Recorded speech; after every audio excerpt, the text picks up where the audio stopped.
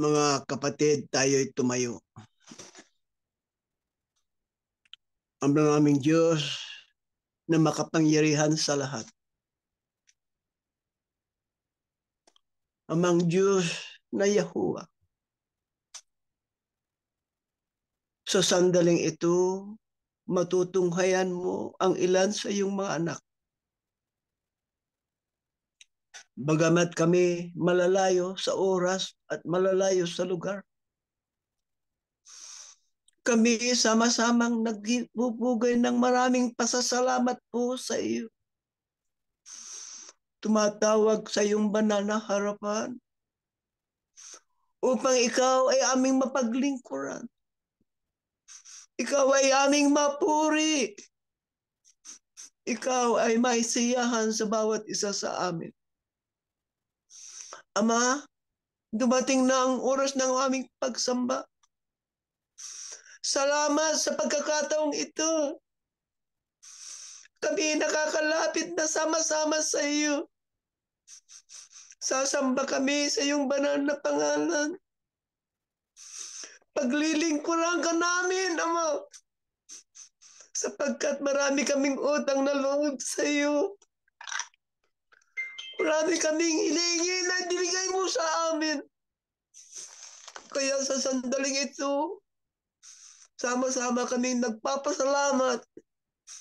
Sama-sama kaming naglilingkod sa iyong banal na harapan. Tanggapin mo ang aming pagsamba. Tanggapin mo sana ang aming pagpupuri. At ang hiningi rin sa iyo, Ama, ang iyong abang aliting kakasangkapanin sa gitna namin upang ihayag ang iyong kalooban. Sana'y puspuson mo ng iyong pag-ibig. Ibuhos mo ang iyong kapangyarihan, ang karunungang kailangan niya sa amin upang kami madala sa tuwastong paglilingkod po sa iyo.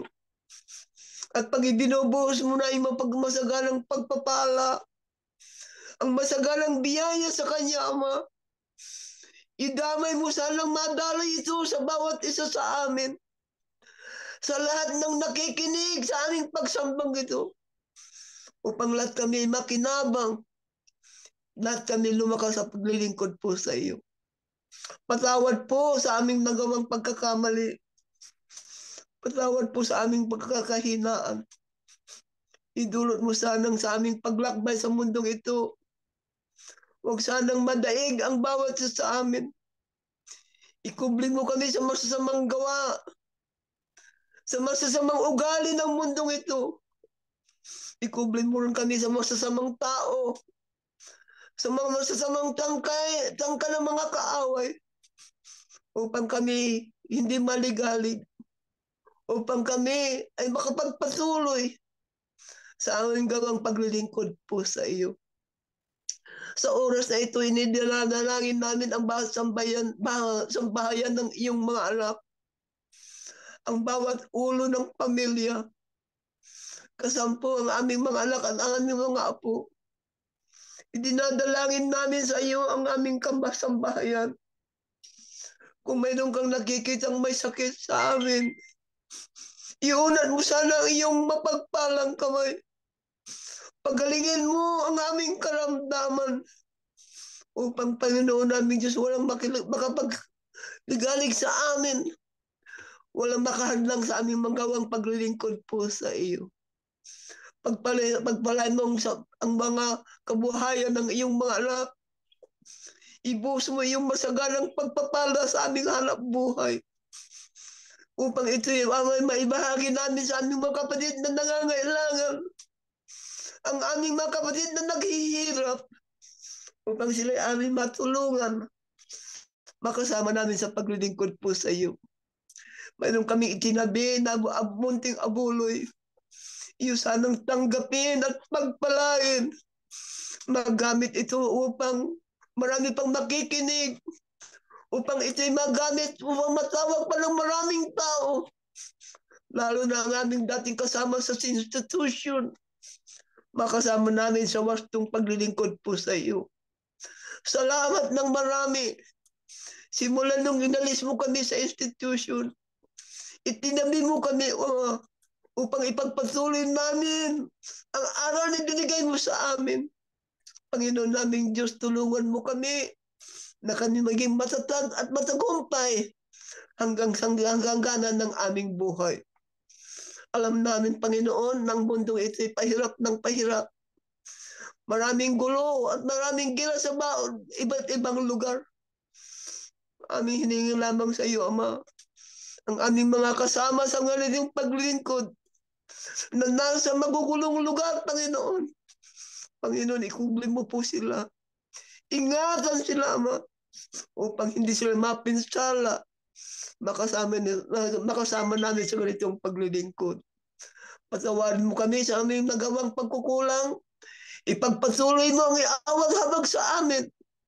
At kung maaari, Panginoon naming Diyos, minsan pang hinihingin namin, Ama, dalawin mo kami sa aming pagsamba. Dalawin mo ang bawat sambahayan ng iyong marap upang kami lumakas, maging matagumpay kami sa magulong sanglibutan ito. Lubos ang aming paniniwala. Tinanggap mo na ang aming munting daing. Lahat ng ito ay aming hinihingi sa ngalan ng aming tagapagligtas, Yahushua Amasiya.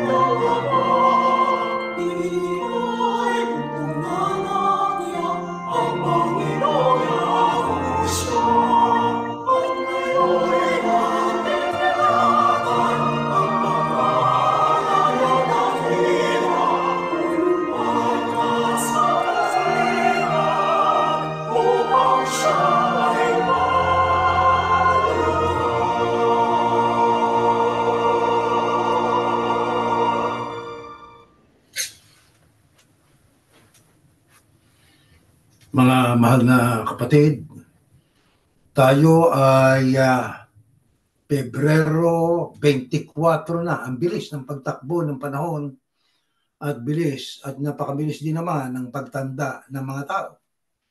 Sa ating pong patuloy na paninindigan sa panig ng Panginoon Diyos, ay patuloy nating tinatanggap ang kanyang mga katotohanan. Ang mga aral na ito ang siyang ating pinakagabay habang tayo ay naglilingkod sa Kanya at naglalakbay sa buhay na ito. Meron pong itinuturo sa atin ng Biblia kung paano magiging maayos ang ating pong samahan. Relasyon ng mga magulang sa mga anak sa mga magulang, at maging sa ibang mga tao na ating pong nakakahalubilo sa ating pong buhay sa mundong ito. Mga kapatid, dito po sa Amerika ay mayroong mababasa tayo na mga patotoo ng mga magulang tungkol sa kanilang mga anak, na ang sabi nga po sa isang referensya na ito ay ang pangalan ng babae si Jennifer, isang Amerikana ito.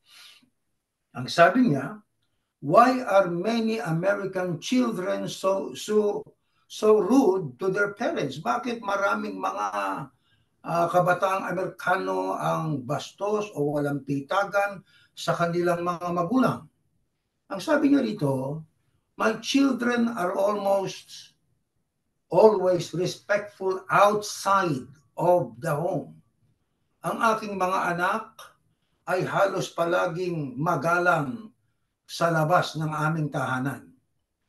My son's 5th grade teacher told me once, ang aking anak na 5th grade ay nagsalita sa akin minsan. May sabi nito, ang author ay si Jennifer, pero ang tinutukoy nito ay yung mag-ama. Ano? Sabi, my son's 5th grade teacher told me once, you know what? Alam mo ba, sabi doon sa ama, there are days when hearing your son says or say, "Yes, sir," really meant a lot to me and I needed to hear it. Sabi nitong teacher sa kanyang magulang, ay minsan kong narinig sa bibig ng iyong anak ang pagsabi ng "yes, sir." Kumbaga sa Pilipino, "Opo, sir." Na ang sabi po ng teacher, it really meant a lot to me and I needed to hear it. At ito'y mahalaga para sa akin at gusto kong marinig ito. My kids are listeners. Ang mga anak ko'y tagapakinig. They are completely respectful and polite to other people. Sila ay ganap na magalang at may respeto sa ibang mga tao. Pero sa aming tahanan, nawawala ang respeto. Ngayon mga kapatid, alam niyo ang komunikasyon ay hindi maiiwasan sa ating pong buhay na ito. Mahalaga rin na ating malaman na ang damdamin ng ibang mga anak toward sa kanilang mga magulang.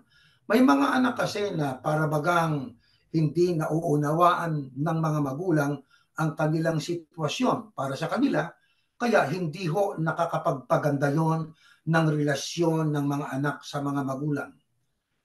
Bagamat ang importante na dapat ding malaman po natin mga anak, sa panig ng mga anak, maaaring kayo nakapag-aral at kayo nakaabot sa mataas na karunungang inyong naabot, tandaan natin, yan ay sa tulong ng mga magulang sa pag-alalay ng mga magulang po sa atin o sa inyo na mga kabataan pa hanggang ngayon.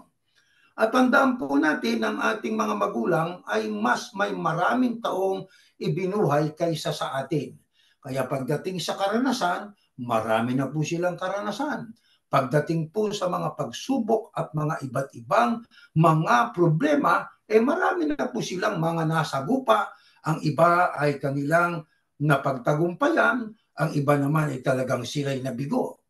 Yung mga eksperyensyang yon na kanilang naranasan ng ating mga magulang, ay dapat na ikonsidera ng mga anak sapagkat matututo kayo sa kanila sa pamamagitan ng pakikipag-usap sa mga magulang. Kaya kailangan dapat mag-ukol din ng panahon sa pamilya na nagkakaroon ng parang open forum. Mayroong pag-uusap ang mga anak sa mga magulang. At ang mga anak po ay dapat ding magsalita ng mga salitang nakakapagpalubag loob sa mga magulang, nakakapagbigay ng inspirasyon sa mga magulang. Halimbawa, yung ating mga magulang o nanay natin ay nakapagluto man ng masarap na pagkain. Sabihin naman natin, nanay, napakasarap po ng niluto niyong pagkain. O tatay, napakasarap po ng inyong nilutong pagkain. Ang ating tatay galing sa trabaho, ay pwede nating ay tulungang alisin ang kanyang sapatos, kaya ay ating siyang tulungan sa kanyang gawaing personal na nagbibigay naman ng damdamin na masaya sa ating mga magulang sapagkat nakikita at nararamdaman ng mga magulang yung salitang care, yung pagtrato sa kanila, ang pagpapahalaga sa kanila. Kaya kailangan din po talaga sa mga anak na minsan ay sabihin sa nanay, "Salamat po tatay, salamat po nanay, sa kabila po ng inyong pagtanda o katandaan, nagpipilit pa rin po kayo na magtrabaho para po sa amin."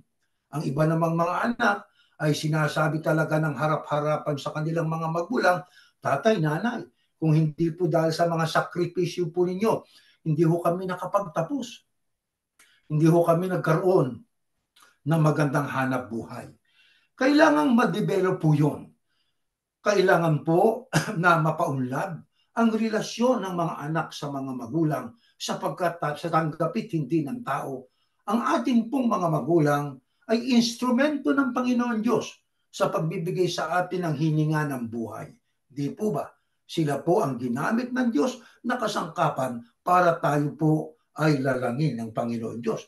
At ngayon po ay ating pinag-aaralan nga ito sapagkat sa Amerika ay sa bayan na itong kinalalagyan natin ng bansang ito ay kakaiba ang kultura nila.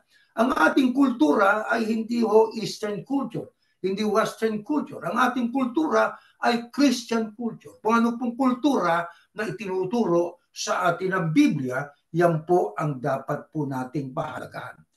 Huwag po naman nating ika nga ay pasalamatan ng tatay natin, nanay natin, kung sila'y bingi na. Di ho ba? Huwag naman natin gawin yun pag sa huling sandali na ng buhay, na sabi nga hindi nakakarinig na, hindi na nakikita kung may dala kang bulaklak, tatay, nanay, happy birthday po. Di ba? Ang mga magulang po natin ay sa madalit sabi ay mas malapit doon sa dulo ng kamatayan kumpara sa mga kabataan. Bagamat ang panahon ng pag-iral natin sa mundo, ang nagtakda ay Diyos. Ang kamatay, walang kinikilala, bata matanda, namamatay ang tao. Ang iba nga, bago pa ipanganak, patay na sa loob pa ng tiyan ng kanyang nanay.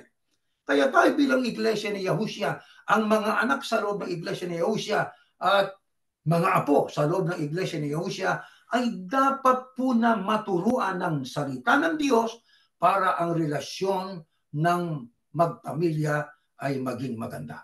Ngayon, paano ho?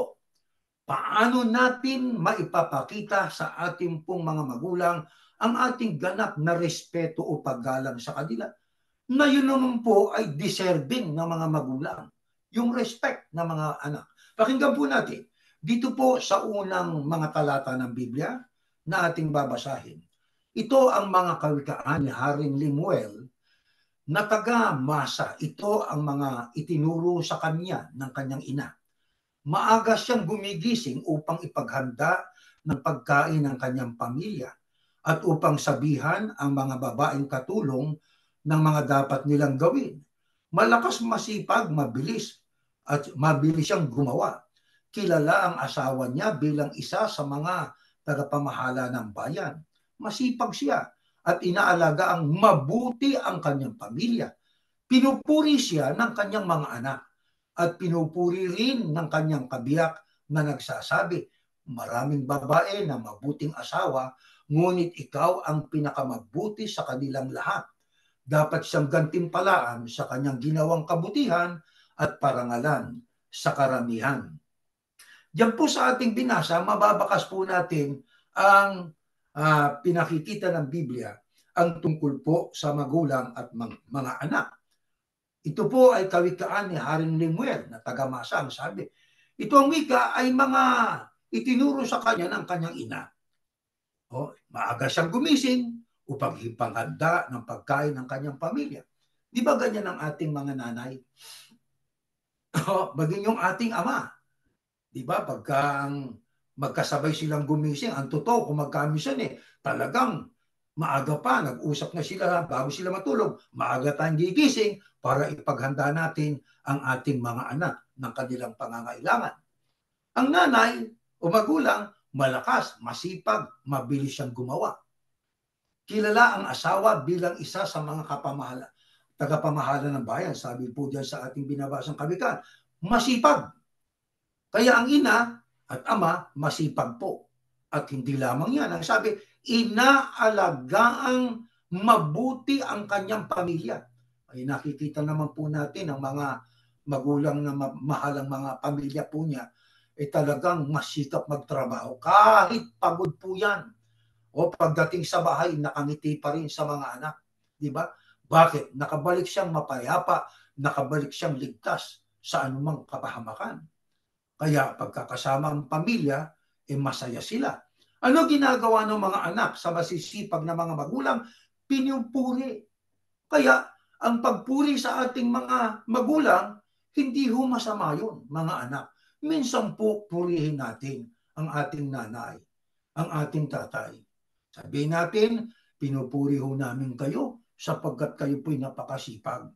Sabi nga ng ibang mga anak, minsan po nanay, tatay, dahan-dahan naman po, nagkakaedad na kayo Kailangan po ay medyo, nagdahan-dahan kayo sa pangapagawa. Nauunawaan po naman namin na mahalaga kami sa iyo. Ang ganong relasyon ay lalong nagpapaigting ng magandang samahan sa loob ng sambahayan o ng isang pamilya. Hindi lang mga anak ang pumupuri sa kanyang asawa o sa nanay nila, pati yung asawa niya. Di ba? Ang sabi nga pinupuri rin siya ng kanyang kabiyak. Kaya mga kapatid, ang magulang, lalo nga ang ina, ay dapat po nating purihin. Iisa lang po, inuulit namin, malimit namin sabihin ito, iisa lang po ang tunay nating nanay. Iisa lang po ang ating tunay na tatay.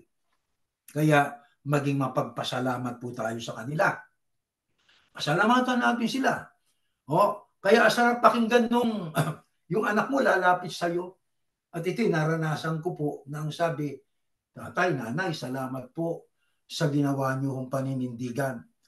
Kung di dahil po sa inyo, siguro kung ano po ang aming kalagayan ngayon, maaaring katulad ng kalagayan ng ibang mga kabataan na nagdaraho. Alam niyo yung mga salitang yon ng ating mga anak sa atin, yung po ay nagpapahiwatig na nakikita nila ang ginagawa ng mga magulang para sa kanila. Wala naman pong magulang na naghahangad ng hindi mabuti sa kanilang mga anak. Ang ibig nga nila, ang totoo kahit mahirap, nagpipilit talaga, nagsisikhay para mapagtapos ang kanilang mga anak. Ang dapat naman sa mga anak, makita yung ginawa ng mga magulang. Dapat na masabi man lang ng mga anak, nanay, tatay, salamat po sa inyong ginawa. Salamat po sa lahat ng kabutihan ninyo. Pagka ganon ang ating po na pagtrato sa ating nanay at tatay, ay magiging karapat-dapat tayo sa harap ng Panginoon Diyos. Yan po ang pamilya na magiging masaya.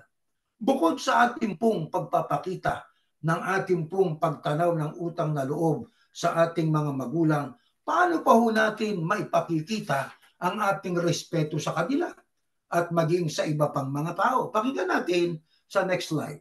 Ito ho nakasulat. Mas bukas ang kaisipan ng mga taga-Berea kaysa mga taga-Tesalonika. Gustong-gusto nilang makinig sa mga itinuturo ni na Pablo at araw-araw nilang sinasaliksik ang kasulatan para tingnan kung totoo nga ang mga sinasabi ni na Pablo. Marami sa kanila ang sumampalataya, kabilang dito ang mga Gregong babae na kilala sa lipunan at mga Gregong lalaki. Paano pa po, bukod sa pagtanaw ng utang na loob sa ating mga magulang, paano pa natin maipakikita ang ating ganap na paggalang sa kanila, maging sa ibang mga tao? Kailangan po kasi magkaroon po ng kung tawagin sa English na ay understand differing perspectives. Unawain natin ang iba't ibang pananaw. Di ho ba? Kaya pag nalaman natin ang opinyon ng isa't isa sa atin, dapat ay irespeto po natin yon. Bawat isang individual, ama, ina, anak, bunsong anak, gitpanggit ng anak o panganay na anak, bawat isa po ay mayroong perspective o pananaw sa buhay. Ano dapat?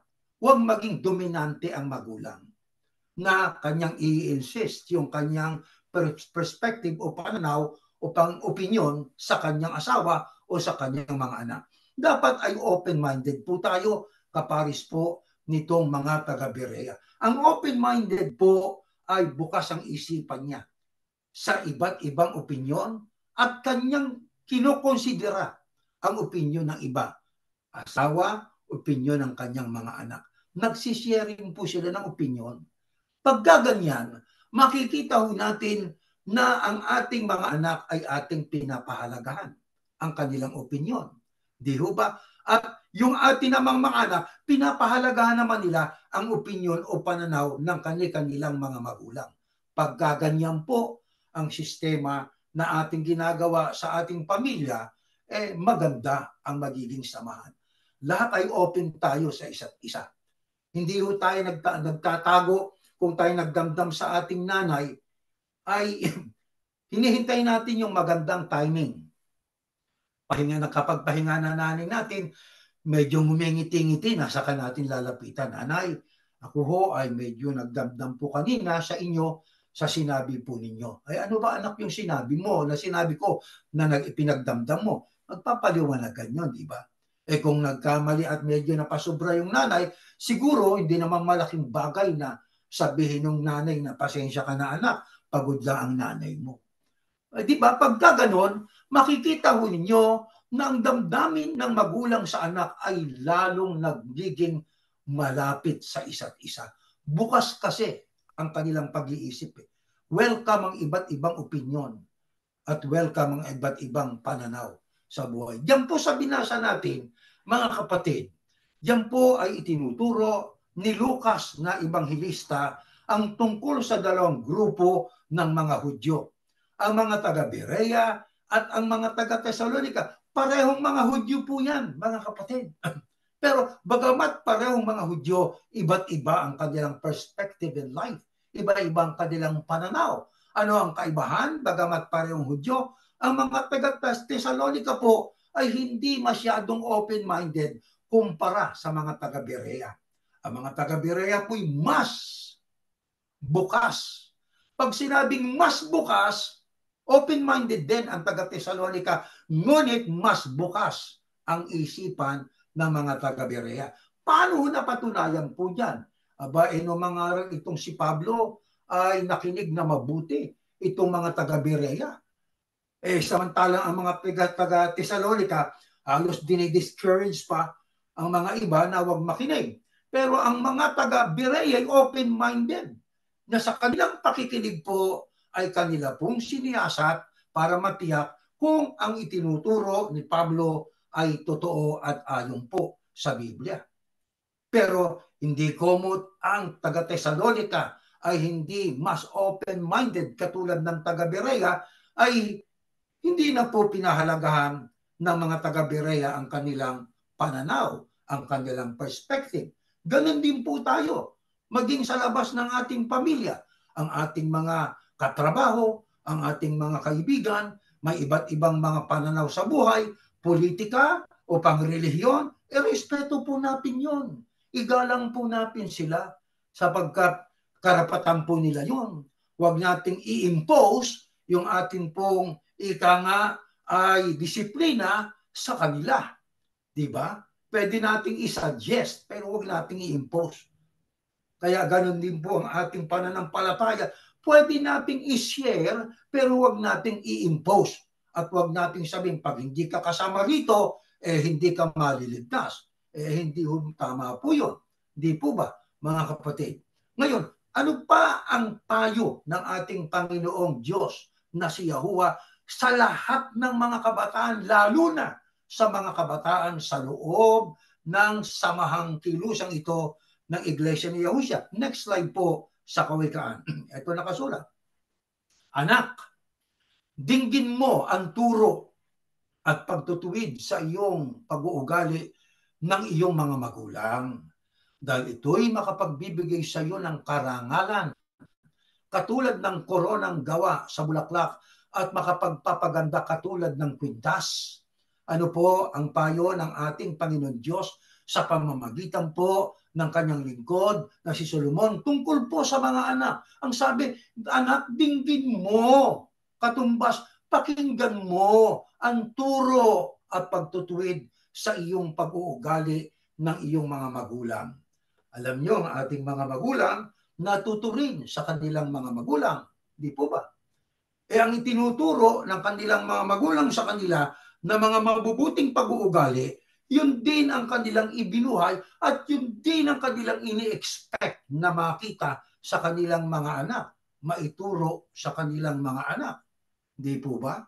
Alam ninyo, mga kapatid, mahalaga po yun. Yung sabi nga, ipapasa natin ang magandang pag-uugali sa ating mga anak. Yan po'y magandang pag-uugali po yan ng mga magulang. Pero alam ninyo, may sinasabi rito sa isang ating ni-research, why are kids so much more disrespectful to adults these days than they were in previous decades? Bakit po ang mga kabataan ay mas walang galang sa mga matatanda sa panahon natin ito, sa panahon ito, kaysa sa mga nakaraang mga dekada o mga taon sa nung unang panahon? Ang sabi niya rito, because they don't get taught good manners. Sapagkat hindi sila tinuruan ng magandang asal. Kaya ang pagtuturo ng mga magulang ng magandang asal o pag-uugali sa mga anak, tungkulin ng mga magulang, ano naman po dapat gawin ng mga anak? Makinig naman kayo, mga anak. Huwag po kayong magagalit kung kayo tinuturuan kasi ang style ng mga batang Amerikano rito, batang-bata pa. Pagka yung naranasan ko mismo ito sapagkat ang trabaho ko po ay sa juvenile. Mga edad 12, may kaso na yung iba Bali ba, ang kaso ng 12 anyos ay pananakit. Ang sinakta ng nanay niya. Maisipin ninyo, dito sa Amerika, hindi man lahat ng kabataan ay ganyan. Pero naranasan ko mismo Di ba? Ang kaso doon, 12 anyos, white o puti. Ang kaso niya ay battery sa kanya. Binater niya sinakta niya nanay niya. Sa harap ng judge, harap ka doon, nanay versus sa anak. Ang nag-file ng kaso ay nanay laban sa kanyang anak na 12 anyos. Alam niyo mga kapatid, tamang-tama itong binabasa natin Dapat makinig ang mga bata doon sa mga pagtutuwid at pagtuturo ng mga magulang. Pero alam ba nyo, kung atin pong itutuloy ang pagbasa, dito sa nating nakitang referensya at pananaw ng mga tao, kaya ang mga bata sa panahon natin ay mas walang respeto sa mga matatanda kumpara sa mga nagdaang maraming taon. Ang sabi dito, because they don't get taught good manners. Kaya tungkulin ng mga magulang magturo ng good manners o magandang asal. If they had been taught, they would disagree with an adult politely. Kung sila'y naturuan ng magandang asal, pwedeng wag sumang-ayon o kaya'y mag-disagree ang mga kabataan sa mga adult sa isang polite na paraan o sa isang magalang na paraan. Di ba? Totoo naman talaga yun Tingnan nyo ang mga batang naturuan ng magandang asal ng kanyang mga magulang. Nagdi-disagree sila pero ang sabi nga nila excuse me sir, I would beg to disagree. Pasensya na po kayo. Ako po ay hindi sumasang-ayon sa inyo. May paggalang, di ba? Bakit? Naturuan kasi ng magandang manner o pag-uugali. Sino ang nagturo? Ang mga magulang. Kaya nang sabi pa rito, if they had been taught, they would disagree with an adult politely. This would not be taken as disrespectful. Pagka ang anak o bata ay nag-disagree sa mga matatanda sa isang polite na paraan, hindi iko-considera yon na yon ay disrespect. Act of disrespecting adults. No. Kaya nga politely, karapatan naman nilang tumutol o mag-disagree kung hindi sila sang-ayon sa ating iminumungkahi. Ngayon, even adults today are rude a lot of the time. O kita ninyo? Kahit ang mga matatanda sa panahon natin ngayon ay bastos o walang pitagan sa maraming pagkakataon. Children learn by watching. If they don't see adults being polite, how will they learn? Nakita ninyo? Ang sabi, children learn by watching. If they don't see adults being polite, how will they learn? Kaya mga bata, lalo na sa stage ng curiosity, ay tinitignan nila, o ginagaya nila ang nakikita nila sa tatay, sa nanay. Di ba? Kaya, ang sabi sa ating binasa rito, na may akda nito yung former administrator, siguro naranasan niya sa pamilya niya, ang sabi, kaya sa panahon natin, mas maraming ang mga adult ang rude o walang pitagan sa kanyang kapwa. Kaya dapat po, para maging epektibo ang pagsaway ng mga magulang sa mga anak, makita sa atin ang magandang pag-ugali. Tayo na mga magulang. Kung nag-aaway ang mag-asawa sa kwarto, huwag madinig ng mga anak. At kung maaari, huwag tayong magsigawan pag nag-aaway. Mag-usap lang para magkaibigan. Di ba? Walang hiyawan, walang sakitan. Bawal po yun, mga kapatid. Kaya dapat po na magturo ang magulang sa mga anak. Ang mga anak naman po, pahalagan ang itinuturo ng mga magulang. Mahalaga po yun, mga kapatid. Pagka ganyan po ang ating ginagawa sa ating pamilya, ang ating pamilya ay ika nga lalong gaganda ang samahan sa araw-araw. Ang ating mga magulang nagtuturo sa karanasan. Huwag nating sabihin na ikay ay nakapagtapos ng isang kurso, ang nanay, tatay mo matanda na, pero pagdating po sa karanasan, ang dami na nilang karanasan.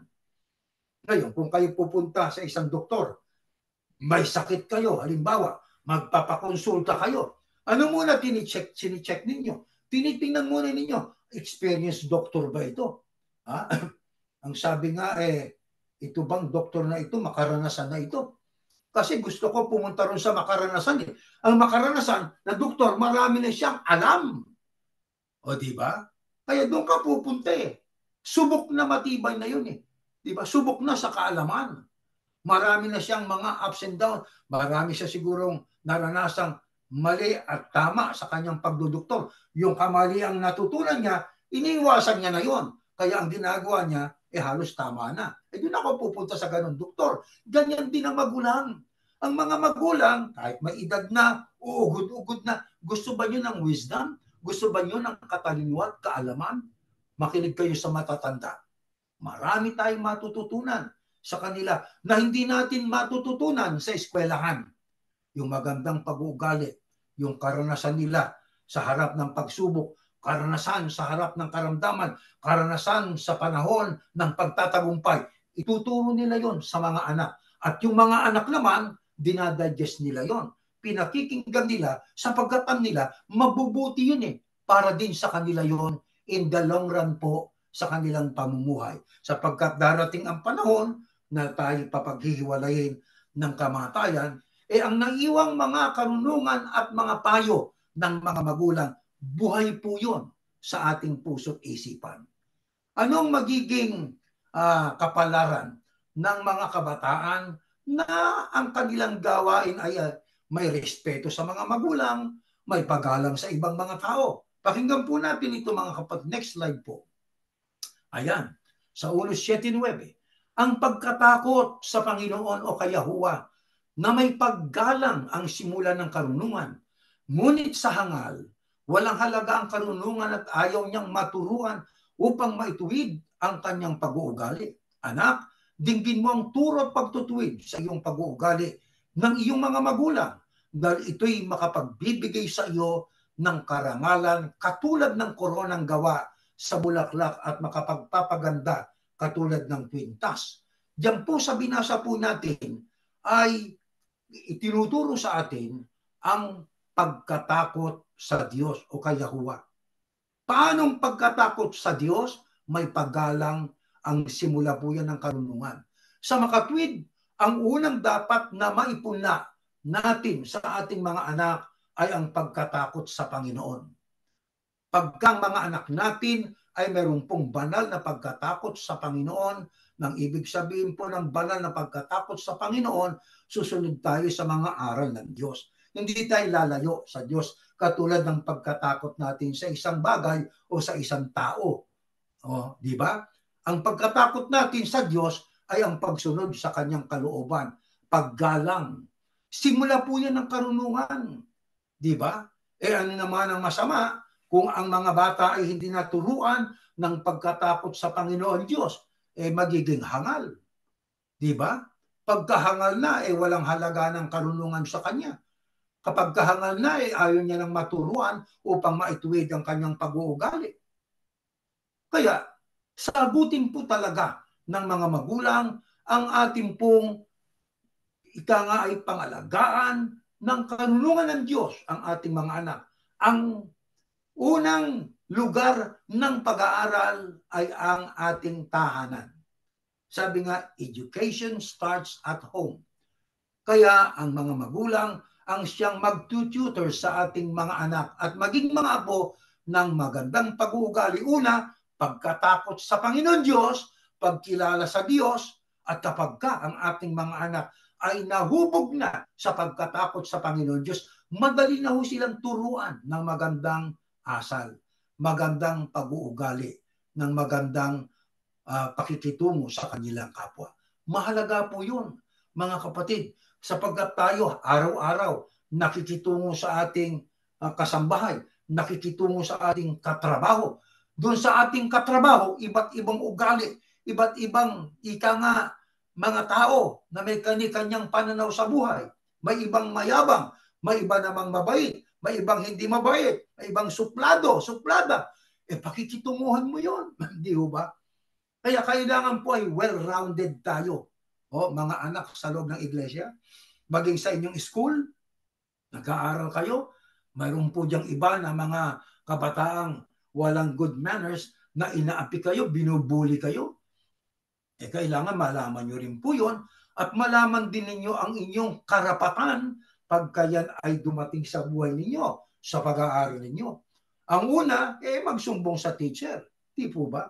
At pagka patuloy pa rin ginagawang pagbubuli sa inyo, siguro ay umugnay na kayo sa inyong mga magulang at ang mga magulang ang tutulong sa inyo. At sa isang legal na paraan ay magawa ang pagpigil o pagsuplong doon sa mga bata na nambubuli sa inyo.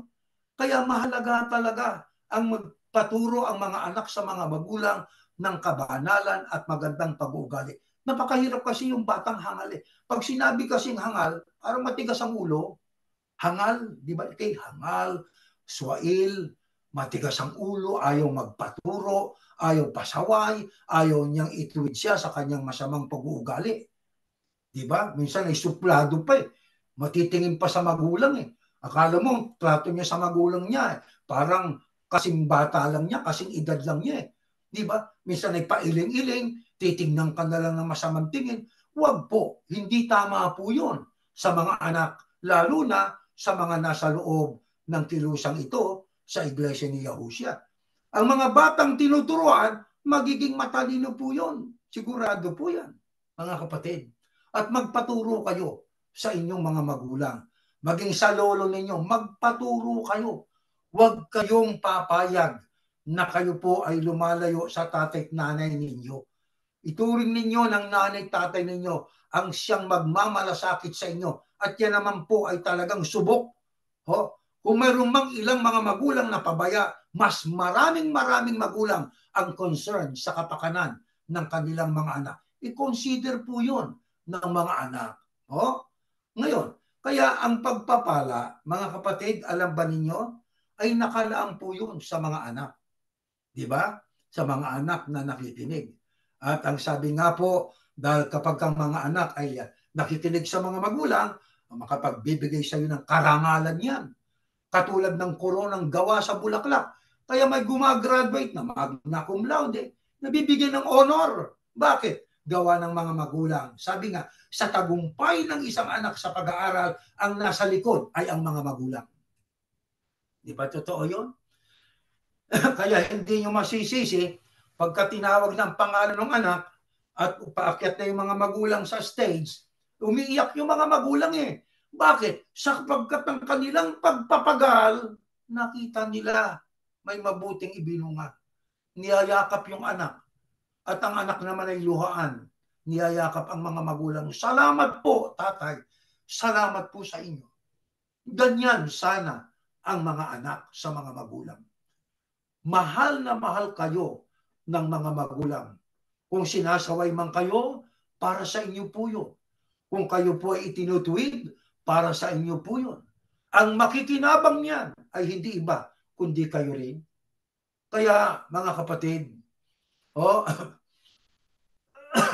ayon po sa banal na kasulatan, kapag ka ang mga anak ay tinatrato ng mga magulang niya ng mabuti, ang dapat naman sa mga anak ay maging maayos sa magulang.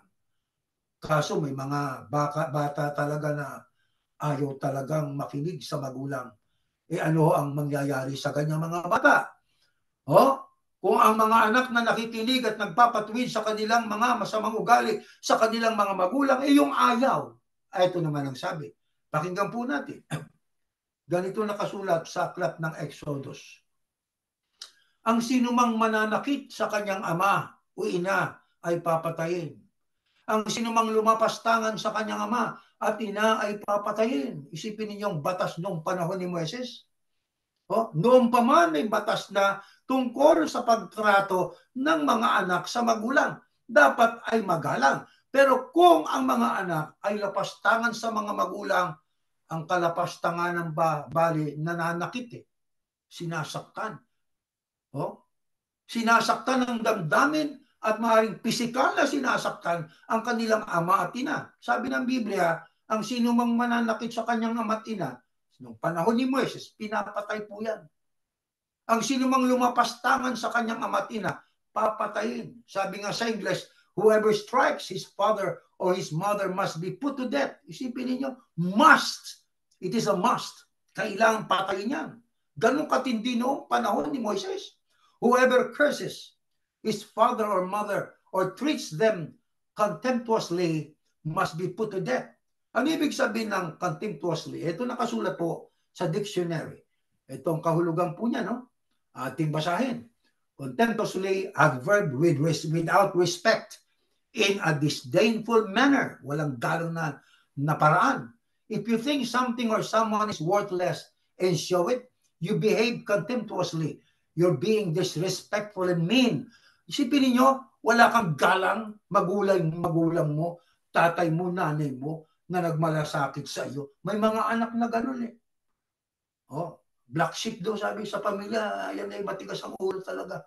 Alam nyo, ang kasasapitan niya ng mga batang ganyan, masakit man sa magulang, pero kung sa kabila po ng pag-ibig ng mga magulang, pagmamalasakit ng mga magulang, nagpipilit na magtrabaho para bigyan ng magandang kinabukasan ng mga anak, may mga anak na talagang natuto ng hindi tama sa mga barkada. Pagdating ng batahanan, nawawala na yung salitang po bilang Pilipino. Magalang, wala nang galang. Palasagot na. At may mga kaso pa talaga na pinapatay ng anak na literal ang kanyang nanay at tatay. Sa California, may nabasa po ko. Anak na lalaki, pinatay yung tatay at nanay niya. Diba? Samantalang siya ay talagang anuman ang kanyang hingin na kaya ng magulang niya, sa partikular na kaso niyan, ibinibigay ng nanay at tatay niya. Pero isipin niyo kung ano nagawa ng anak niya sa magulang niya, pinatay pa niya. Bakit? Dahil sa masamang barkada. Nagkaroon ng bisyo yung kanyang anak, ang kanilang mga anak, without their parents knowing what is going on, kung ano nangyayari sa buhay ng anak nila. Pero pag sa bahay nila, magandang kausap, pero tinyempo niya. Talagang pinagandaan niya para patayin ng magulang niya. Nagdahilan pa siya, pero napatunayan siya ang pumatay. Ano po yan? Isang hangal na anak. Bakit naging ganon ang kanyang kinahinatnan? Sapagat ayaw makinig sa mga aral ng Diyos. Ayaw makinig sa mga magulang. Kaya nung panahon ni Moises, pinapatay talaga eh. Ngayon, binibilanggo. Pag nasa bilangguan na yung anak, sino naghihinagpis? Magulang pa rin. Yung anak na nasa bilangguan, siguro masaya pa siya. Masaya ko rito. Mayroon libreng pakain dito. May libreng kwarto rito. Hindi ako magbabayad. Diba? At mayroon pa akong mga security guard. Yung mga correctional officers. Safe ako rito. Tingnan niyo mga kaisipang yan. Ba't ko nasabi po yan? Yan ang sabi ng ibang mga bata dito sa trabaho ko po eh. Ang sabi, what they gonna do with me? I'm just a juvenile. They're just playing around with the system. Ang mga kabataan kasi sabi, ikaw mabuti, nakalaya ka na, sabi ko. Ang sagot niya, ano gagawin nila sa akin? Juvenile ako. Pero sabi ko, once you reach the age of 18, that's a different story. Pagka nakarating ka sa edad na 18, ibang istorya yan. Sa adult, prison ka na. Baka magsisi ka. Kaya sabi ko dun sa mga batang yon, pinapayuhan po namin May edad kami, mga bailiff kami, wag mong gawin yan. Magbago ka hanggat maaga pa. Ang iba'y nakikinig, yung iba hindi. Kaya hanggang ngayon, nakabilanggo. Adult na. Nakita ninyo. Ayaw nating mangyari po yan sa ating pamilya bilang mga iglesia ni Yahushua. Mahal na mga magulang ang mga anak, mga kapatid. Mahal na mga magulang ang kanilang maging mga apo, mga tao na sa paligid nila. Ilalo ang mga anak, di ho ba? Kaya, mga kapatid, kanina itinulad ng Panginoong Yahushua ang mga kabataan na hindi po gumagalang sa kanilang mga anak. Walang respeto sa mga magulang. Kaya mga magulang ay talaga namang ganun na lang ang pagluha, ganun na lang ang pagdalangin sa Ama, nagsusumbong sa Panginoon Diyos Ama. Nakita niyo po kung gaano namin pinagtityagaan itong aming mga anak. Pero may isa kaming anak talagang matigas ang ulo. Maawa po kayo, Ama. Tulungan mo po kami. Ganyan ang mga magulang. Bakit? Sapagkat mahal na mahal nilang mga anak. Pero sa itinulad ni Yahushua ang mga anak na walang respeto at walang pakundangan sa kanilang mga magulang. Pakinggan po natin, Aklat ng Marcos. Ito ho nakasulat, mga mahal na kapatid. Sinagot sila ni Yahushua. Tamang-tama ang sinabi ni Isaias tungkol sa inyo na mga pakitang tao. Ayon sa isinulat niya, sinabi ng Diyos na iginagalang ako ng mga taong ito sa mga labi lang nila. Ngunit malayo sa akin ang kanilang mga puso. Walang kabuluhan ang kanilang pagsamba sa akin dahil ang mga itinuturo nila ay mga utos lang ng tao. Sinusuway ninyo ang utos ng Diyos at ang sinusunod ay mga tradisyon ng tao. Nakita niyo? Sinabi pa ni Yahushua, mahusay kayo sa pagpapawalang bisa sa mga utos ng Diyos para masunod ninyo ang inyong mga tradisyon. Halimbawa na lang, sinabi ni Moises, igalang ninyo ang inyong mga magulang at ang lumapastangan sa kanyang mga magulang ay dapat patayin. Pero itinuturo nyo naman na kapag sinabi ng isang anak sa mga magulang niya na ang tulong na ibibigay niya sana sa kanila ay kurban. Ang ibig sabihin, nakalaan na sa Diyos. Hindi na siya obligadong tumulong pa sa kanila.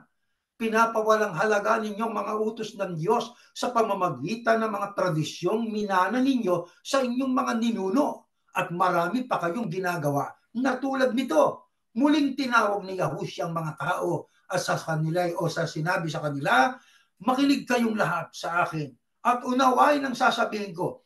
Hindi ang pumapasok sa bibig ng tao ang nagpaparumi sa kanya, kundi ang mga lumalabas sa kanya. Yan po isang parabola na itinuro ng ating Panginoong Yahushua, isinulat ng Ebanghelistang si Marcos. Nang sabi ay may mga tao na ang iba ay kanilang pinapupurihan ang Panginoon Diyos ng pakitang tao. Iginagalang sa labi, pero ang puso malayo sa Diyos. Walang kabunang kanilang pagsamba sa akin, sabi ng Panginoon Diyos, no? Mga taong ang isip ay kakaiba.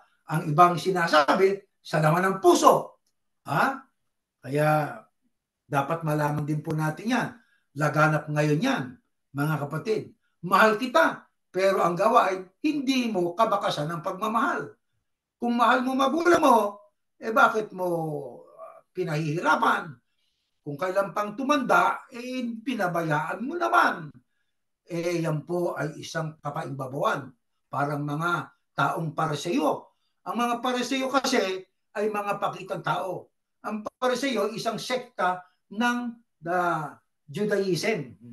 Na yan po ay sekta ng mga taong mga mapagpaimbabaw. Laging kumukontra sa ating Panginoong Yahushua. Ngayon, may ibinigay na halimbawa ang Panginoong Yahushua. Halimbawa, utos ni Moises, igalang ang mga magulang. Ang lumapastangan sa kanilang mga magulang, dapat patayin. Ang sabi niya doon sa mga nakikinig sa kanya, pero itinuturo naman ninyo kapag sinabi ng isang anak sa mga magulang niya, ang tulong na ibibigay niya sana sa kanila ay kurban. Ibig sabihin, nakalaan na sa Diyos. Kaya hindi na sila tutulong. Idinadahilan pa yung kanyang paglilingkod sa Diyos Di ba? Yung panahong dapat iukol niya sa kanyang mga magulang, nasa pagsamba po kasi ako Naku, yung perang ibibigay ko sa inyo, naiabuloy ko na po Isipin mo, ginagawa pang dahilan ng Diyos. Ang tungkulin ng mga anak sa magulang, pag ang mga magulang ay matanda na, ay dapat po kalingain ng mga anak.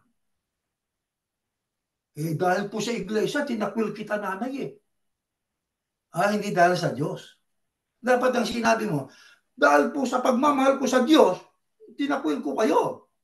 Hindi, bakit ang sinabi niya, dahil sa pagmamahal ko, dahil sa iglesia, tinakwil ko kayo. Kasi sa iglesia may makukuha siya ron Di ba? Ano makukuha niya? O, edi yung pakinabang. Kapag pagawa siya, makakabili siya ng ganito. Nahuli sa bibig eh. Di ba mga kapatid? Dahil sa iglesia, tinakol ko magulang ko. Dapat ay dahil sa Diyos. Dahil sa Diyos. Dahil yung tama eh. Mga kapatid. Kaya tayo, na mga iglesia ni Yahushua, ayaw natin na maging ipokrito. Ayaw nating maging mapagpaimbabaw. Kailangan matuto ng aral. Pag natutunan po natin, sundin natin akay ng pag-ibig. Saan galing? Galing sa puso. Hindi pakitang tao. Oh? At ang ating paggalang sa mga magulang natin, kung may nakalaan tayong panahon at halaga para sa ating Diyos, tungkulin kasi mag-abuli. Hindi natin pwedeng sabing, huwag na tayong mag-abuko. Tungkulin natin yun eh. Ang sabi ng Panginoon Diyos, magbukod kayo at magsimpan. Ha? Dawat pagtitipon ninyo, magbigay kayo ayon sa inyong iginiginhawa, ayon sa inyong kaya. Huwag kayong napipilitan. Isipin mo, idadahilan mo yung abuli mo at yung perang para sa magulang mo. Ay, napunta kasi sa abuli ko eh. Wag naman ganon. O, mga kapatid, pagkakaitan mo, nanay mo na nagpalaki sa iyo, tatay mo na nagsakripisyo, na hanggang sa siya'y tumanda para lang kayo ay maasikaso, mapalaki ng maayos, maibili kayo ng sapatos kahit mumurahin, damit, may maisot kayo, may nagtatrabaho at makabili ng pagkain, mailagay sa lamesa para kayo mapakain at mapangalagaan, proteksyonan, may bahay. Isipin niyo yan. Mga maanak sa iglesia ni Yahushua, tayo tinuturuan ng Diyos ngayon ng pag-ibig at paggalang sa ating mga magulang sa kanyang tamang paraan. Di ba? Huwag tayong matulad sa mga Pariseo na mga mapagpaimbabaw na sila po kunwa ay naglilingkod. Pero ang totoo, sa bibig lang.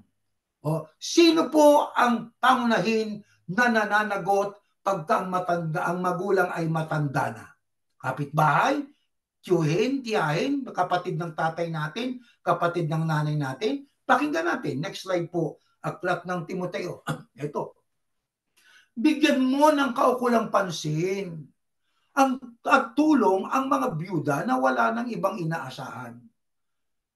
Ngunit kung may mga anak o apo ang isang byuda, silang dapat kumalinga. Nakita mo nyo? Silang dapat kumalinga sa kanya bilang pagpapakita ng takot nila sa Diyos at bilang pagtanaw ng utang na loob sa magulang nila sapagkat nakalulugod ito sa Diyos. Mga kapatid, sino ang nananagot na pangunahin pagka ang mga magulang ay matanda na? Ang mga anak o apo. Kaya kalingain naman ninyo ang mga magulang ninyo. Mga kapatid, ang ating mga magulang ay nagsakripisyo po. Hindi sila perpekto. Marami silang flaws katulad natin. Marami silang flaws. Marami silang pagkakamali gaya natin. Huwag yun ang tignan natin. Ang tignan natin ang malasakit na ginawa nila sa atin. Di ba? Ang kanilang paghihirap para sa atin. Yun po ang ating dapat na tignan. Magbalik tanaw. Ang nanay ko, tatay ko, mula sa pagkabata hanggang sa paglaki namin, nandiyan sila para sa amin. Ang sabi ng Biblia, ang dapat unang kumalinga, anak o apo sa isang byuda. Ano yun? Bilang pagpapakita ng takot nila sa Diyos. Ano yung takot? Pagsunod sa Diyos. Kapag ang Diyos ang may utos, igalang, huwag lapas tanganin ang mga magulang. Pagtanda ng mga magulang, apo o anak, ang unang dapat managot. Hindi lang yan. Ang isa pa, bilang pagtanaw ng utang na loob sa magulang nila. Nakalulugod yun sa Diyos. Kaya ang sabi nga, mga kapatid, pagka ang ating mga magulang ay matanda na, napaka-sensitive na po nila. Opo, mahina na ang tenga, mahina na ang paningin, mahina na ang tuhod. Sa panahong yon, mga kapatid, lalo natin silang mahalin. Lalo po nating ipakita sa kanila ang ating pong pag-aasikaso. O, darating kasi ang panahon, pag wala na sila, saka natin sila maalaala. pero wala na sila sa piling natin. Hanggat sila'y buhay, pangitiin natin sila. Pasayahin natin sila. Alayin natin ng bulaklak. Pagkakaarawan nila. Dalawin. May mga ibang anak kasi, di naman malayo sa kanilang mga magulang, nakakarating sa iba't ibang lugar, hindi nakakadalaw sa nanay at tatay. Hindi malang makatawag sa nanay at tatay niya sa kanyang telepono, di ba? O kumustahin, tatay, nanay, kumusta po kayo? Mabuti naman anak, sa awa ng Diyos. Malaking bagay po yun eh. Yung pagtawag ng mga anak sa magulang. Oy, naalaala ko ng anak ko. Pag tinignan yung cellphone, pangalan ng anak, tuwan-tuwa yun. Agad na pakikinggan at kakausapin. Di ba? Mga kapatid, kailan mo tatawagan ng nanay mo? Kailan mo kukumustahin ng nanay mo kung siya'y malamig ng bangkay? Wag natin gawin yun. Hanggat may lakas at buhay tayo, pakita natin ang pagmamahalan kung paanong minahal kayo ng inyong mga magulang. Mahalin naman ninyo ang inyong mga magulang, lalo na po sa kanilang mga pagtanda. Noong panahong una, sino ang isa sa mabuting halimbawa sa mga anak na nakikinig at sumusunod sa mga magulang? Dito po sa ilang talata pa ng ating pag-aaral, sa Jeremias, ito nakasulat.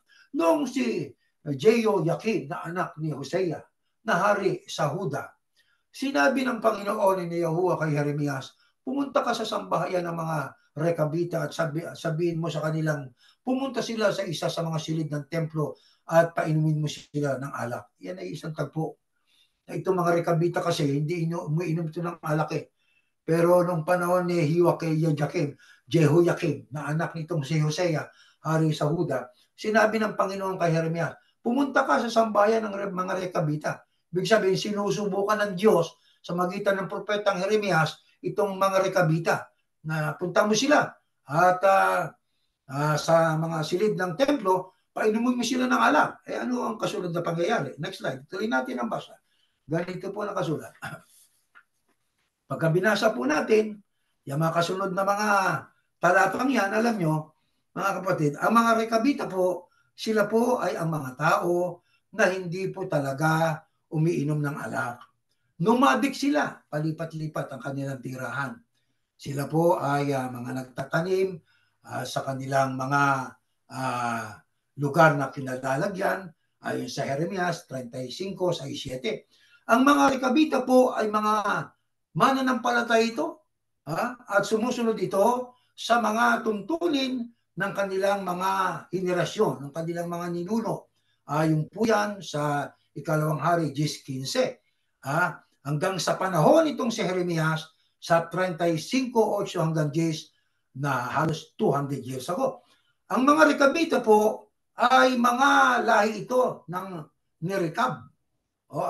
Ang Rekab ay ito isang Kenite at saka ang sabi nga related to Midianites and Moses family by marriage ayon sa Judges 1:16.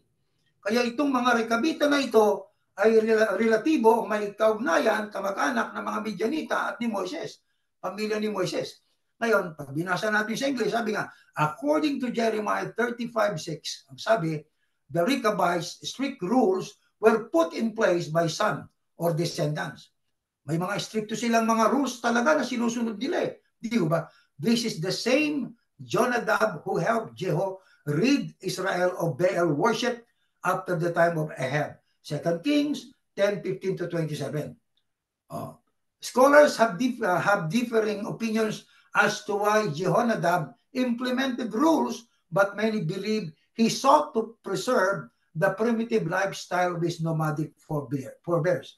Ibig lang sabihin, itong mga iba't ibang Bible scholars ay may iba't ibang opinion kung bakit itong si Jehonadab ay kanyang inimplement yung rules o tuntunin, pero marami ang naniniwala at kanilang pineserba ang sinaunang nomadic style ng paraan ng pamumuhay.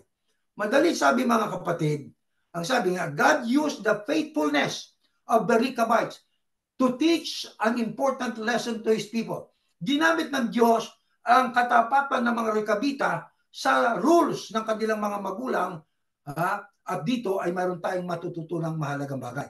The Lord told Jeremiah, sa ating binasa kanina, pag binasa niyo sa Ingles, go to the Rechabite family and invite them to come to one of the side of the rooms of the house of the Lord and give them wine to drink.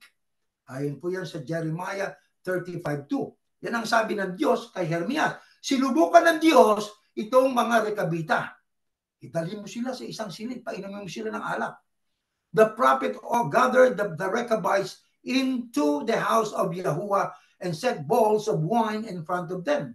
Ayon sa Jeremiah 35:3-5. Nung naroon na sila sa loob ng bahay ng Panginoon, ay nagkaroon ng isang, may inilagay silang isang lalagyang inuman ng wine, at ang kasunod na nangyari, the Rechabites firmly declined in front of them. Declined the wine and explained the command of their forefathers. They remained faithful to the family tradition. Kaya nung maghain na ng alak itong si Propeta Jeremias sa mga Rechabita, na dinecline nila yon, tinanggihan nila yon, nanindigan sila sa panig ng itinuro sa kanila ng kanilang mga magulang na abstain from wine. Huwag kayong uminom ng alak. Kaya God then told Jeremiah to go and tell the people of Judah to learn a lesson from the Rechabites, faithful obedience to Jehonadab. Mga ninuno kasi nila yun. Kaya ang mga Rechabita ay talagang nag-stick sila sa tradisyon, mabuting tradisyon eh. Hindi katulad ng tradisyon ng mga pariseyong hipokrito, mapagpaimbabaw, na dahil sa tradisyon yun, nilabag ang kalooban ng Diyos. Ito'y mga tradisyon ng mga ninuno ng mga Rechabita, mabuting tradisyon na lumayo at wag uminom ng alak. Kaya mga kapatid, anong ating matututunan dyan? Paninindigan sa tama. Manindigan tayo sa tama. May nakausap kami ng kapatid na Jeriel, na isang debatista ng iglesia. At ang sabi namin sa kanya, brother, kasi marami kaming tanong na hindi niya masagot. At ang sabi lang niya ay, kasi alam naman ninyo, yan lang po itinuro sa atin. Alam nyo, ang sabi namin sa kanya, brother, manindigan ka sa panig ng totoo, sa panig ng tama. Huwag kang manindigan sa panig ng tao na mali ang kanyang itinuturo. Doon ka sa panig ng Diyos. Kaya pagdating sa paninindigan, magandang ehemplo ang mga Rechabita. Nanindigan sila sa panig noong itinuro sa kanila ng kanilang mga ninuno. Kaya kahit na si Jeremias na propeta na nag-alok, ay tinanggihan nila. Diba? This is much to learn from this family. The Rechabites stood firm against assimilating into the culture of the time. Kaya hindi tayo nadadala ng kung ano ang uso. Diba? Uso ngayon ang lalaki sa lalaki, babae sa babae. Hindi tayo napadadala doon. Tayo po ay mga taong stick tayo sa Biblia. Diba? Tayo po ay mga taong ang ating pong pinangahawakan. Hindi kung ano yung uso na labag sa kalooban ng Diyos, kundi kung ano ang kalooban ng Diyos. Diba? Ang sabi nga, they were commended by God for their faithfulness and obedience to their father. Sila ay talagang pinuri ng Panginoon Diyos sa katapatan nila, itong mga Rechabita, at pagsunod sa kanilang mga magulang. The Rechabites are an example of steadfastness. Pagdating sa pagiging matibay na naninindigan, mga Rechabita, talagang nanindigan. God desires His people to live in obedience and steadfastness to Him. Tayo man, sa mga huling araw na ito, yan ang gusto po ng Diyos sa atin. Kaya tayo mga nanindigan, sinasabing, kailan kayo babalik? Ang sagot ko, kayong dapat bumalik. Pagkat hindi kami umalis, kayong umalis. Ano katulad kayo umalis? Naging one with, kayo? Hindi kayo one with God. One with ganito kayo. Tumalikod na kayo. Sumama kayo sa unrighteous one. Kami nanatili sa righteous one. Who is the righteous one? The God of Israel, Yahuwah. He is our God, na siya po ang ating nag-iisang Diyos. Sa panig na tayo nanindigan, anong ginawa ngayon ng maraming tao? Umalis at tumalikod sa atin. Hindi na natin pinansin. Di bali na. Basta may Diyos kami. Yan ang importante, mga kapatid. Hindi ito, ika nga ang batayan ay dami. Hindi. Kung dami ang pagbabatayan natin, susundan lang natin sila. Marami ang tinawag, kukunti ang pinili. Kaya pagkasama ka sa marami, mag-isip-isip ka. Doon ka sa konti. Konti lang kasi ang maliligtas. Nang idaan sa apoy ng pagsubok, naging dalisay na ginto. Pero bago pa idaan, siguro, mabigat yon. Pero pagkatapos pong daan sa apoy, kumbaga sa literal na ginto, konti na lang ang timbang, pero pure gold naman yon. Kumbaga sa mananampalataya, nang idaan sa pagsubok, marami ang natinag. Ilan lang ang nagising. Ang iba ay sumama doon sa marami. Bakit? Nasanay sa kapilya eh. Nasanay sa simbahan. May simbahan kami, kayo wala. O diba? Kaya mga kapatid, ang paninindigan ay isang katangiang mahalaga na yan po ang gustong-gusto ng Diyos na makita sa atin. Sino po ang isa pa sa magandang halimbawa? Hindi lang isa pa, kundi dakilang halimbawa pagdating sa magulang o lalo sa nanay. Pakinggan natin. Next slide po. Ito po nakasulat. Dito po sa Juan, nakatayo malapit sa krus ni Yahushua ang kanyang ina. Ito'y tagpo, nakabayubay sa krus ang ating Panginoong Yahushua. Malapit sa krus ang kanyang ina. Ang kapatid ng kanyang ina, si Maria na asawa ni Clopas at si Maria na taga Magdala.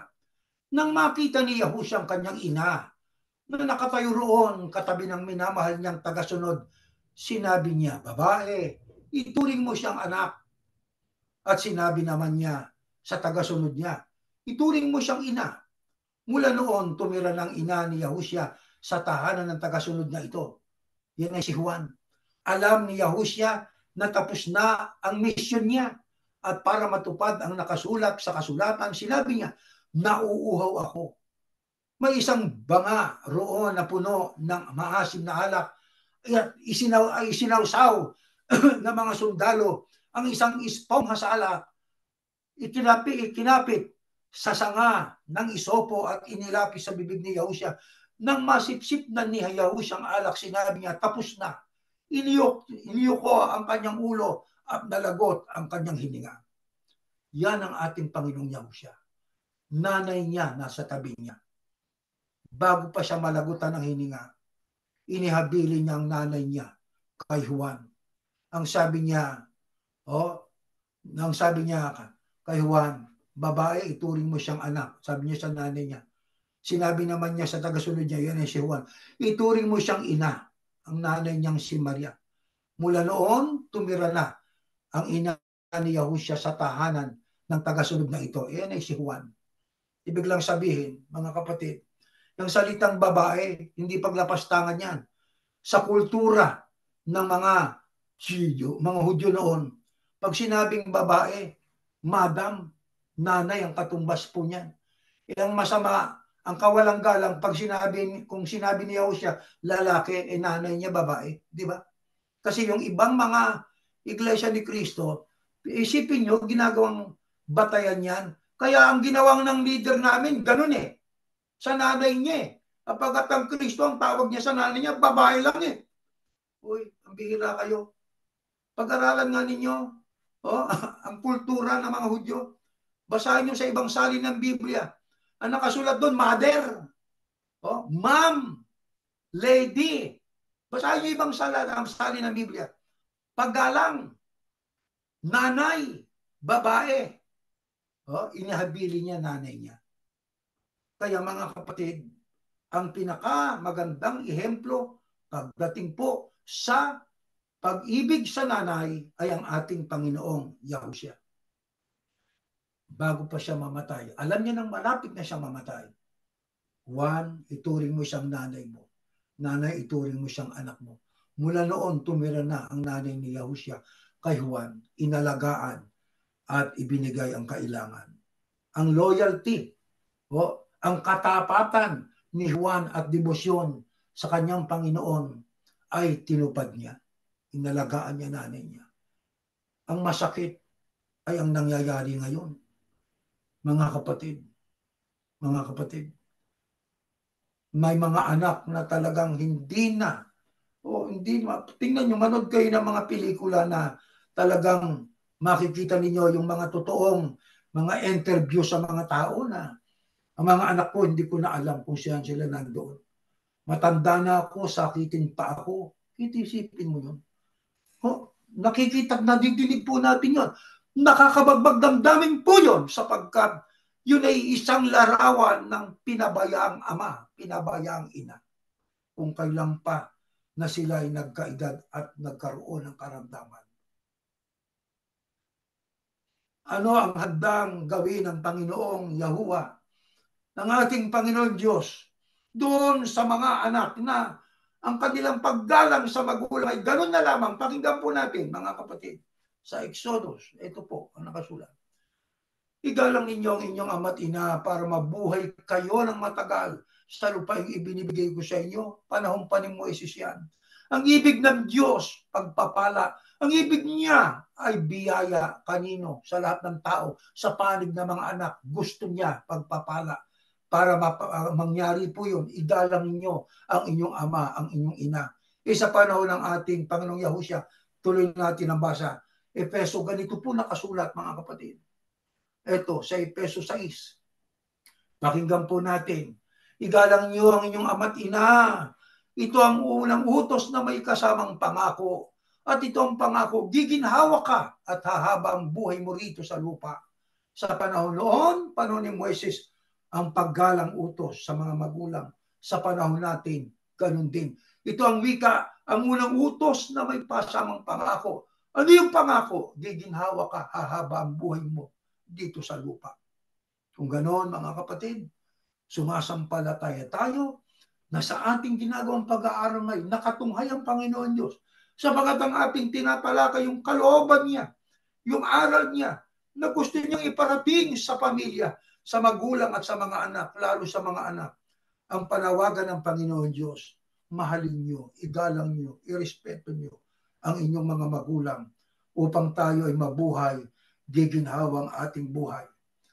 Umaasa kami na ito po, mga kapatid, 10 ng ating mga kapatid na mga magulang, umaasa kami ng mga magulang, mga anak, masunod ninyo po ito. Akay ng pag-ibig, akay ng pagkatakot sa Diyos, upang ang buhay ninyo sa hinaharap ay lalong magiging maliwanag at maaliwala sapagkat may pagpapala na galing sa Ama. Tumayo po kayo at tayo po'y mananalangin. Ama namin Diyos, marami pong salamat sa iyo. Tinuturuan mo kami tuwing pagsamba ng mga katotohanang kailangan namin. Amang Diyos, damang-dama namin ang iyong pag-ibig sa amin, lalo sa aming mga anak, sapagkat ang tanging inilalaan mo sa kanila ay ang biyaya, ang mahabang buhay na may pagpapala, buhay na masagana, buhay na mapayapa. Kung kaya itinuturo mo ito, kaya amin pong ipinagpapasalamat ang lahat ng ito, Ama, sapagkat amin pong nararamdaman na habang ang panahon ay patuloy sa kanyang kawakasan, patungo sa kanyang hangganan, Ama, lalo mong pinatitibay, lalo mong pinalalawak ang amin pong pagkaunawa sa iyong mga salita. Panginoon Diyos, amin pong hinihiling sa iyo sa pagkakataong ito. Una, alalahanin mo po ang aming mga anak. Ang aming ibang mga anak ay may mga sakit. Ang iba sa kanila, Ama, kinakapos sa pangangailangan. Hindi kami masaya kapag gano'n ang kanilang kalagayan. Mga karamdaman, sana Ama, pakipawi mo po. sapagkat Ama, hindi kami masaya. Minsan, hindi na namin sila gustong makita sa dahilang nababagbag ang aming kalooban pag nakikita namin ang kanilang kalagayan. Kaya ikaw ang aming unang tinatawagan at sa iyo kami dumudulog. Sapagkat Ama, ikaw ang Diyos na maawain. Inihiling namin sa iyo, gamutin mo pa ang karamdaman ng aming mga anak. Sapagkat kami sumasampalataya na sa kanila po, Panginoon, na paglalakbay, mas mahirap pa ang kanilang sasalungain kumpara sa amin na mga matatanda na. Ama, amin pong ipinagmamakaawa. Sana'y dinggin mo po ang panalangin ng mga magulang. Kaawaan mo po ang aming mga anak. Minsan, ang aming pong mga nagagawa bilang mga magulang, kami po, Panginoon, ay umaasa ng aming nagagawain na nakakatulong sa kanila. Ang pagpapayo ng magandang pag-uugali, ang pagrespeto sa mga matatanda, ang paggalang sa mga magulang nila. Ngunit, Panginoon, kulang ito kung yun lang ay ang aming pagbabatayan. Ang kailangan namin ay ang iyong pagkasi, ang iyong pagtulong. Amin pong ipinamamanig sa iyo. Tulungan mo po ang aming sambahayan upang kaming lahat ay maigayak sa isang lalong matibay na kalagayan, sapagkat ang panahon na amin po na kinalalagyan ay panahon ng paghirap, panahon ng matinding pagsubok, panahon ng matinding mga paglapastang nagaganap sa iba't ibang panig ng daigdig. Amin pong hinihingi pa sa iyo na kung sakali ang mga magulang ay dumating sa sandali na matanda na at wala nang kaya, sana po ang magisigin mo po ang mga puso ng aming mga anak na sana sila po ay magkaroon ng pagkakataon na iukol para sa mga magulang nila, madalaw man lamang nila, matawagan man lamang nila, sapat na yon sa amin. Maligaya na kami noon. Ang amin pong inihingi pa sa iyo, Ama, kung sakali po na dumating ang mga sandali ng matinding pagsubok, gawin mo kami katulad ng mga rekabita na ninindigan sa panig ng katotohanan, sa panig ng magandang pag-uugali, sa panig ng iyong mga salita. Maawa ka sa buong iglesia ni Yahushua, sa mga anak mong sumama sa kilusang ito. Dagdagan mo kami ng pagmamahalan sa isa't isa, pag-ibig na tapat, upang kami makatiyak ng pagtatapo ng biyayang nakalaang para sa amin. Pinapanalangin namin ang buong sangkatauhan. Maawa ka po na magkaroon pa ng kapayapaan, patnubayan ng mga desisyon ng mga leader ng mga bansa, maging ang mga leader ng mga relihiyon. Ito'y hinihiling namin sa pag-aasang tinanggap mo. Inari mo ang aming pakiusap sa pangalan ng iyong anak, ang Panginoong Yahushua na aming tagapagligtas. Amen.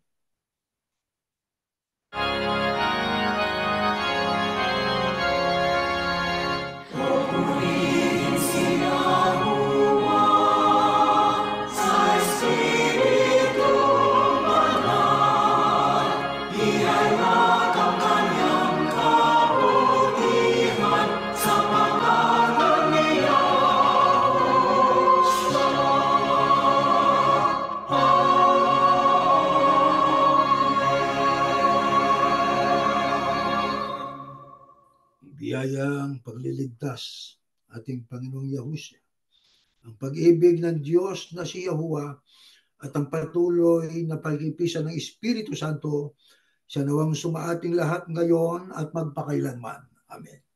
Mga mahal na kapatid, meron tayong ilang mga tagubilin po. Please share our faith to others and tell them that they can worship via Zoom at 403-356-689 or via Facebook Live through our website, churchofyahushua.org. Our Lord's Supper will be celebrated on Monday, April 22. Ano po? Anytime after sundown. Ano mang oras? Basta sa 22. Depende po sa lugar na kinalalagyan po ninyo. Ano po? Minsanan lang natin pong gagawin yan. O hindi man tayo sabay-sabay, basta sa araw na yan. At sundown po.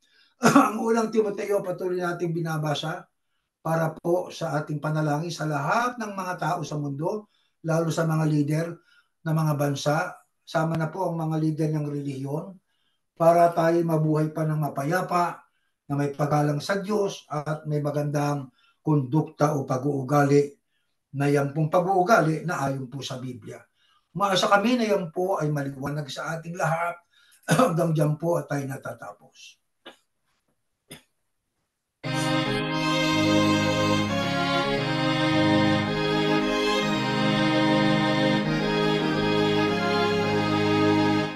Isa puso natin ang aral ng Diyos Yahuwa at maging matatag. Pagkatyag na darating araw ng paghuhukom o kaya siya'y dinggin. Pangalawin ang iglesia, ipagtanggol ang katwiran gamit ang sandatanya.